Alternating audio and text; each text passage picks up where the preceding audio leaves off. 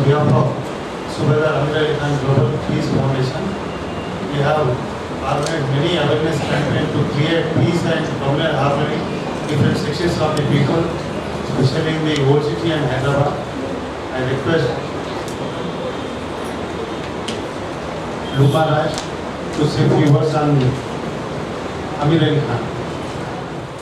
And the vision and mission of Amir Peace Foundation is to promote, enhance and raise awareness on the importance of peace, education, truth and honesty among people regardless of caste, creed, region or language for a better life and humanity. They even guide the people on education, employment, health, sanitation, power eradication, communal harmony, secularism, election reformers, employment generation, affirmative action, caste barriers, economically disadvantaged along with reservations based on caste, creed, religion, region, language, health, sanitation, education, adult education, women's education, eradication of child labor. And the founder, President Muhammad Farooq Ali Khan sir is the son of Mr. late Subedar Amir Ali Khan, is a dual citizen of United States of America and India. Their social responsibilities,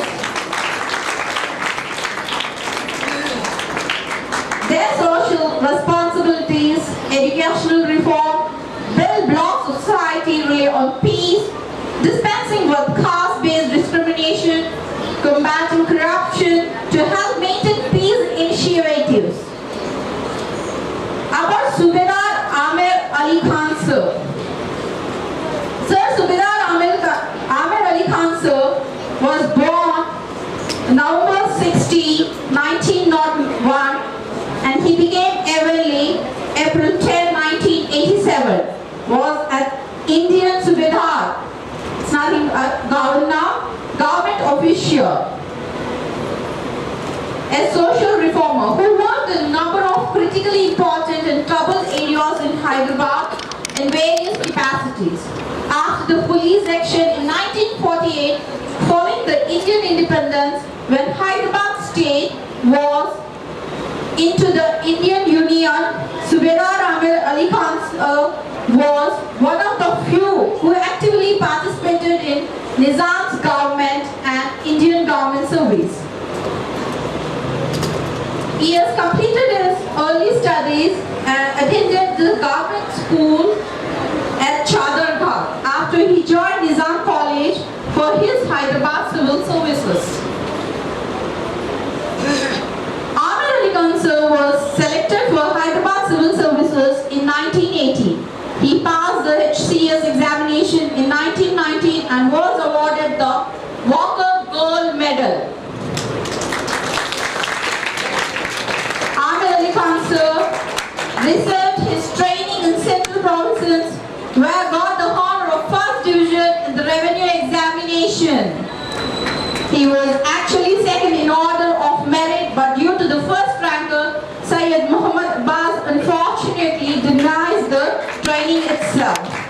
Amir Ali Khan sir became the top ranker among all those who appeared for the exam.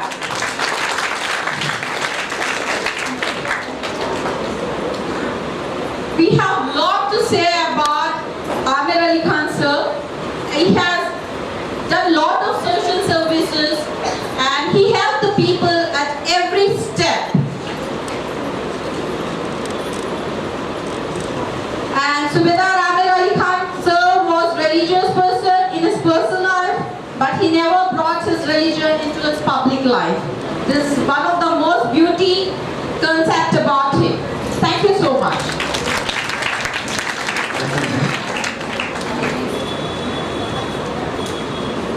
Hope of the board work for the communal harmony, peace in the last 5 years in Hyderabad. Chairman and founder of the Amir Peace Foundation, Farooq Ali Khan sir. I request Farooq Ali Khan sir to say a few words on this.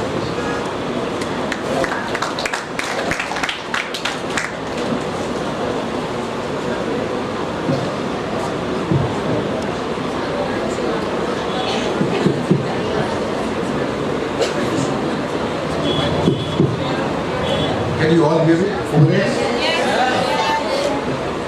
I would like to welcome all the dignitaries on the dais, especially Vice Chancellor Professor Altaf Hussain Sahab of Gandhi University, Nalgonda, who has raised this occasion on a very short notice. Sir, thank you so much. It's a very appropriate 100th anniversary of Madam Gandhi's birthday. The only woman Prime Minister, I should say. It's brief enough, because we have quite a few speakers. The Chief Guest has to go. Dr. Bhagya Narayan is here, former Vice Chancellor of Pamod University, and Dr. Ali Siddiqui from Warangal. And forgive me, sir, if Dr. Satnarayan, a great friend of AP Foundation, an editor, and another professor, and my good friend, Mr. Narsimlu, and above all, Dr. Raj Narayan, who makes every time this kind of occasion, he makes it possible. After listening to all you youngsters, I don't know where to begin seriously. You have given such a strong message that I'm at a loss for words. I really hope, I wish our leaders, at least if not daily, once a week, listen to that poem. Love pe aati hai dua, tamanna meri. Madam Gandhi actually followed that advice.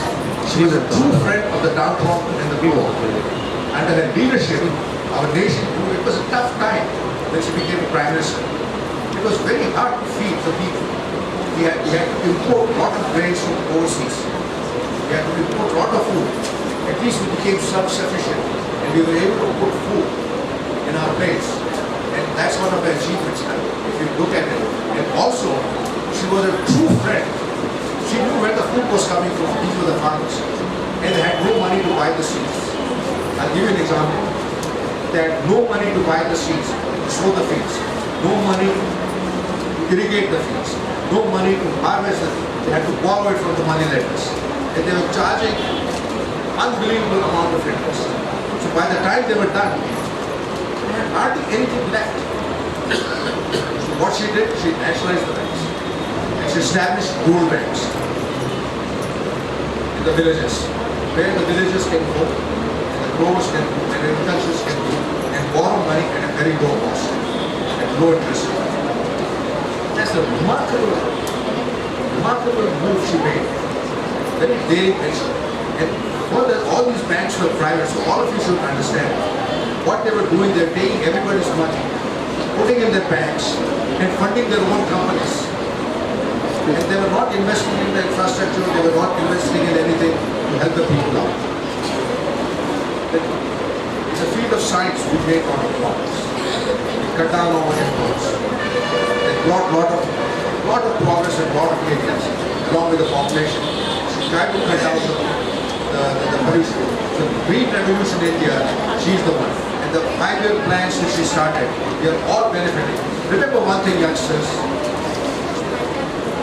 The way we are living today, the standard of life, it did not happen last week, a month ago, or 2 years ago, 3 years ago, 10 years ago. It's a hard work of your forefathers, your parents, your grandparents, your great-grandparents. They have brought India to this level. So remember that. Today we are benefiting from it. Our standard of life has gone up. Lifespan has gone up. Average lifespan in India was 45 years. I should have been born a long time ago, really. But today, because of the healthcare system, and also now, Madam Gandhi, she was an incredible human being and a true friend of the poor. She understood the discrimination. She understood what it means to be disintegrated. She understood what it means to hate someone. She understood what it means to create fear. There are ways to unite people. Integration, now I'll come back to national integration, is a very slow process. It is not going to happen overnight. We have to pay attention. We have to understand that we are one people, one nation, under one flag, and under one wall. Absolutely, there is no question about it. Now, if we don't move slowly towards fully integrated India, God has given us so many languages, so many cultures, and so many customs. what are we doing? We are using it to divide our nation. We are using it to divide our people. Instead of using it, see, that's a dirty politics. We are creating a lot of fear in the hearts of the people to unite a particular community. And that's not the way to do it. It's not going to work. You cannot integrate a country by force or by hatred, by fear, or dirty politics, or politics of division. They are not the true friends of our nation. They are not the true friends of our future, like children like you and all of you. The future lies in your hand. You have to forget about the various affiliations we belong to in our religions. And we have to come up with softer approaches. I firmly believe that. I don't know what the panel thinks about it and the distinguished scholars who are here think about it. I'll be strong enough because I firmly believe that we should remove the word caste. And say cultural communities, use some other word, a community, you say community rather than caste system. And that's dividing us. It has to be a softer approach. Gently, and our spiritual leaders, when I say our spiritual leaders, Hindus, Muslims, Christians, Sikhs brothers, and everybody, they have to guide the people. They have made a big business out of it. And they think that they can keep the hold and control of the people by playing this religious card. Whether it's a Shia, Sunni, Mahdi, Jain, you name it, Pathan, Ali, Sayyid, or whether any caste, this is what creates the problem. If we unite people of one faith, the way to unite people of one faith is not to promote hatred towards the people of other faith. That's the game we play. Every time there's something happens, oh, Salman ek jagah hai, oh, Hindu ek jagah hai, Christian ek jagah hai. You have to learn from the people. Why don't we learn from the nations that have made progress? Look, for example, the United States of America, there was heavy desegregation. I've seen it. I've been living there for a very, very long time.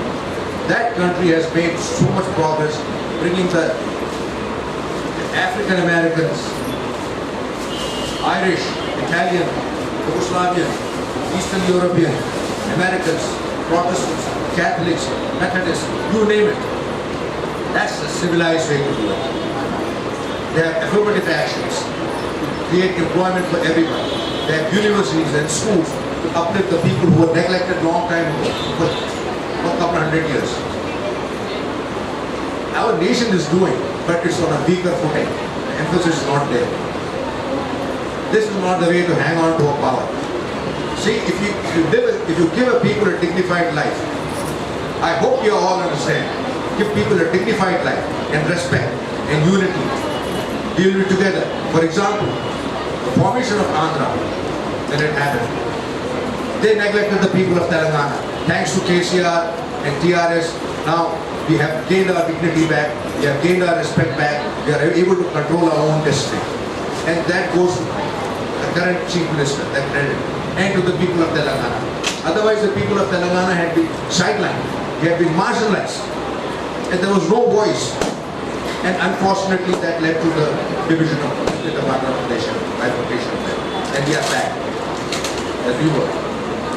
So, these are the kinds of things that will lead to further disintegration of our nation if we don't pay attention. So let's not use the languages, let's not use the religious affiliations, whether you are a Shia, Sunni, Muslim, or any other caste of Hindu or Christianity, Methodist, or Protestants, or Catholic. You can learn from Christianity how they civilized those people up, how they integrated their communities in Europe. And look at, for example, the Soviet Union, the Russians, what they did. Any country which was under the influence of Russia was in poverty. And we were under the influence of the Russians, the Soviets, former Soviet Union. And it brought us nothing but misery and poverty. And they divided the Eastern Europe and Western Europe. I will not go into that. And Eastern Europe, which was under the Russians, I use the word Russian because Russia has more than Soviet Union. It was miserably poor. The Western Europe, which was under the influence of Europe, of America and other European countries, made tremendous progress. Example in Germany, they divided Germany into East and West. The reason I'm bringing this back is because of the World War II. And Subedar Amir Ali Khan played a major role in bringing the war under control. Seriously, if you visit the site, you will see it. What he had done, what our state had done, and how we have contributed in overcoming the evil. So the evil forces were there also. If you visit www.amirpeacefoundation.org, if you read it, what he did for Sharan Basarpur temple, how for decades the Hindus and Muslims were having contention, they were fighting over a piece of property next to the Dargah and Sharan Basarpur temple. He was a Subedar, he knew how to handle it. He had all the powers, but he had the wisdom. He said, people will not accept if the government comes up with, because I'm making this reference to Ayodhya society. I mean, Ayodhya, the conflict over there, Babri Masjid. He brought the people together. He said, look, I can make a decision and say, this belongs to the Muslims. Or I can say, this belongs to the Hindus. But he brought the political leadership of that area, of Hyderabad.